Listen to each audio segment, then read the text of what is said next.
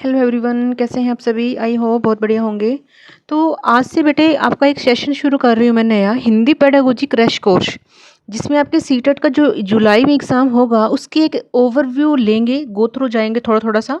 मैं कोशिश करूँगी 10 से 12 क्लासेस में आपको पूरी हिंदी पेडागोजी एक बार ओवरव्यू के साथ ख़त्म करवा दूँ। तो हिंदी पेडागोजी क्रैश कोर्स आपका सीटेट के बच्चे हो, रिट के हो, बीटेट के हो, एसटेट के हो या एसटेट के बच्चे हो। ठीक है, चलिए अब देखिए मैं इसमें क्या क्या कंटेंट आपको कवर करवाऊंगी वो एक ओवरव्यू दे देती हूँ। इस क्रैश कोर्स में सबसे पहले भाषा का मीनिंग, फिर उसके प्रिंसिपल्स क्या हैं, भाषा की प्रकृति कैसे है, भाषा अर्जन कैसे होगा, भाषा अर्जन की प्रक्रिया क्या है, भाषा अधिगम क्या है, भाषा अर्जन और भाषा अधिगम में अंतर, भाषा के रूप, विविध रूप, भाषा के कार्य और भाषा का उपकरण के रूप में प्रयोग, भाषा कौशल और बहुभाषिकता मल्टीलिंग्विज्म, व्याकरण की भूमिका, सहायक सामग्री, उपचारात्मक शिक्षण, मूल्यांकन, भाषा व विचार और आपकी जो थ्योरीज हैं वाइगोत्स्की, नोम चॉम्स्की, स्टीफन क्रेशन, एनईपी 2020,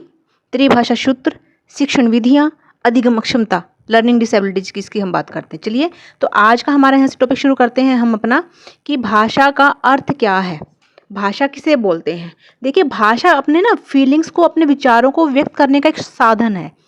ठीक है, भाषा के द्वारा हम अपने विचार दूसरों के साथ साझा करते हैं, क्योंकि एक भाषा ही है हमें जो दूसरों के साथ कनेक्ट करने में हमारी हेल्प करती है। अगर लैंग्वेज ही नहीं होगी तो हम किसी से क्या बात कर पाएंगे, अपनी बात दूसरों तक पहुंचा नहीं पाएंगे, शेयर नहीं कर पाएंगे, क्योंकि हर रोज़ डेली रूटीन में हमें भाषा की ज़रूरत पड़ती है। आपको पता ही है, बिना बोले हमारा काम नहीं चलता। जब हम बोलेंगे, अपनी बात को एक्सप्रेस करेंगे, तभी सामने वाला हमारी बात को अच्छे से समझ पाएगा।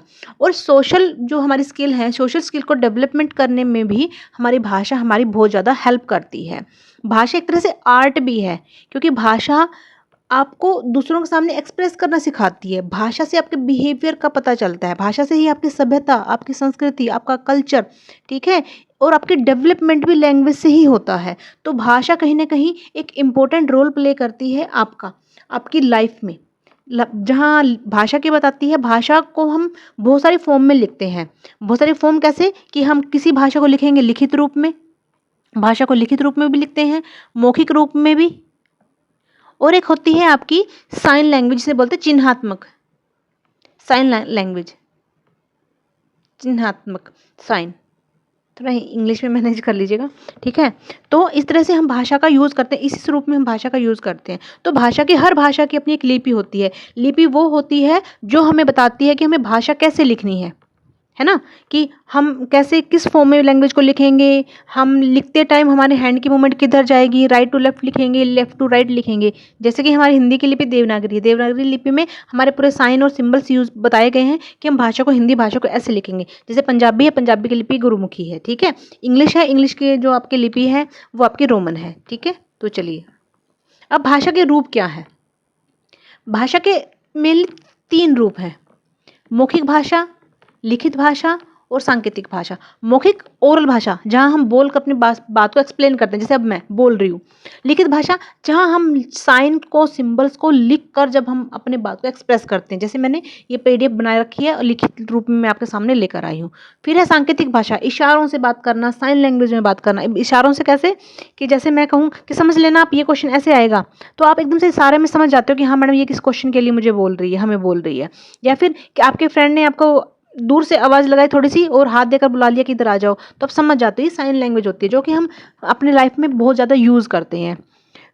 लिखित भाषा मौखिक भाषा की अपेक्षा अधिक स्थायी होती है, परमानेंट होती है, क्योंकि लिखी हुई जहाँ भाषा होगी उसको हम बाद में देख भी सकते हैं। अब जो ओरल भाषा है उसका कोई स्थायित्व नहीं होता, क्योंकि हमने बोल दी, वो आगे बनती बनती बनती दूसरे ने बोली हमारी बात को, फिर तीसरे ने हमारी बात को बोली, तो वो बढ़ा चढ़ाकर वो बात कहीं ना कहीं दूसरी जगह पहुँच जाती है और उसमें बहुत सारे मॉडिफिकेशन हो जाते हैं। लेकिन लिखित भाषा जो होगी वो एक स्थायी रूप में परमानेंट रहेगी। जो आपने लिख दिया ना वो वर्ड वैसे ही रहेगा। वो कभी एक पॉजिटिव फीडबैक बच्चों को देनी, प्रतिपुष्टि होता है फीडबैक देना, कि बच्चों को जब आप रिइंफोर्स करोगे, बच्चों को मोटिवेट करोगे, कोई ना कोई एक ऐसा स्टिमुलस बीच में रखोगे कि बच्चे सीखें। अब मान लीजिए आपने बच्चे को कोई टॉपिक सिखाना है, छोटे बच्चे की बात कर लेते हैं जो प्राथमिक स्तर पर होता है, जो नर्सरी में होता है, नर्सरी क्लास में। अब उसमें आपने बच्चे को सिखाना है, मान लीजिए अपने बच्चे को कोई पोइम सिखानी है, कोई कविता सिखानी है, कहानी सिखानी है, तो आप क्या करोगे, उसको कहोगे कि बेटे ये कहानी याद करो। चलो कहानी को छोड़ देते हैं। स्टार्टिंग में जब बच्चा स्कूल में बैठना शुरू करता है ना, टीचर क्या कहती है, अच्छे से बैठो, उठना नहीं है, शोर नहीं करना, मुंह पे उंगली रखो,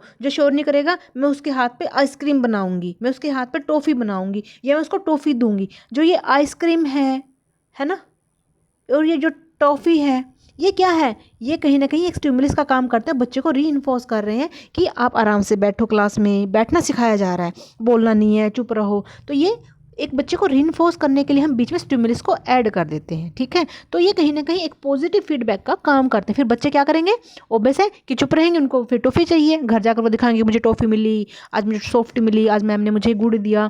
तो ये जो आपको क्लासेस में हमेशा मिलता था, गुड, वेरी गुड, एक्सीलेंट, ये कहीं ना कहीं आपके स्टिमुलस का ही पार्ट था। त्रुटि सुधार संवेदनशील तरीके से करना। जब भी बच्चे कोई मिस्टेक करेंगे ना, हमें बड़े अच्छे तरीके से बच्चों की मिस्टेक्स को दूर करना। बच्चों को डांटना नहीं है, लेकिन इजी वे में उनकी मिस्टेक को उनको धीरे से बताकर, प्यार से समझाकर, पहले उनको शाबाशी देंगे, मोटिवेट करेंगे, और फिर उनकी गलती भी बता देंगे। मान लीजिए कोई बच्चा, आप बहुत सारे बच्चे टीचर भी होंगे, स्कूल में जाते हैं पढ़ाने, तो किसी बच्चे को नहीं आ रहा, आप क्या करोगे, उसको मोटिवेट करते हो, शाबाश, कोई बात नहीं, बताओ आप, हाँ बताओ, अच्छा एक पॉइंट आपको उसको हिंट भी दे देते हो, अच्छा आगे बताओ।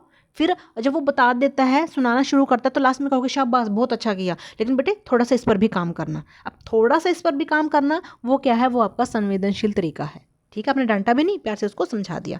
चलिए कुछ और प्रिंसिपल और भी हैं, वो बात कर लेते हैं। एग्जाम में बहुत सारे आते हैं आपकी। रुचि जागृत करने का सिद्धांत, इंटरेस्ट क्रिएट करना है। प्रेरणा का सिद्धांत, मोटिवेशन का सिद्धांत।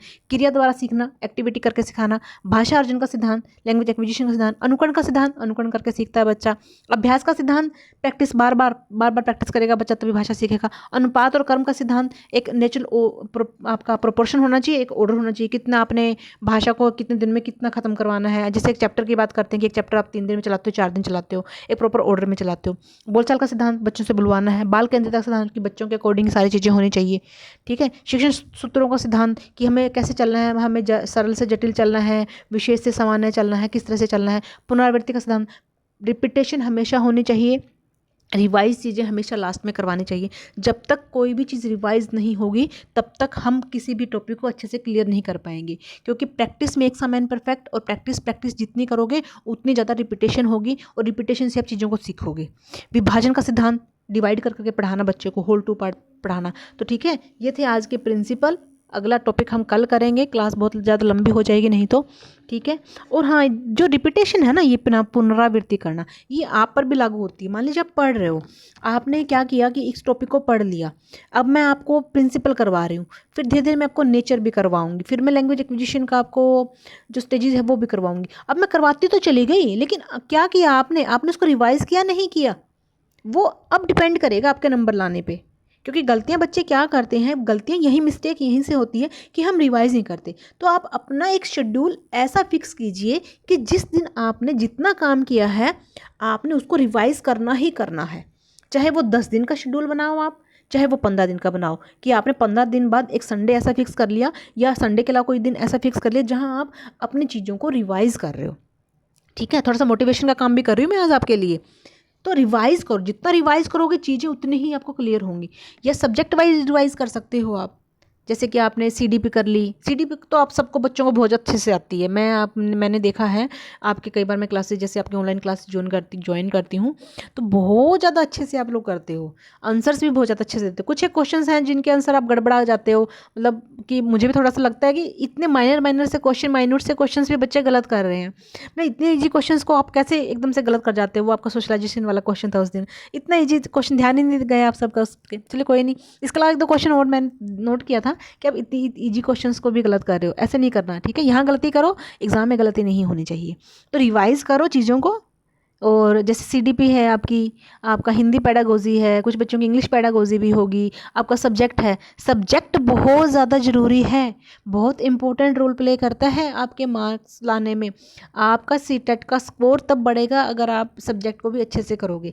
CDP, Hindi pedagogy, English pedagogy, ये तो स्कोरिंग है ही है आपका। साथ में जो सब्जेक्ट है, सब्जेक्ट भी बहुत स्कोरिंग है।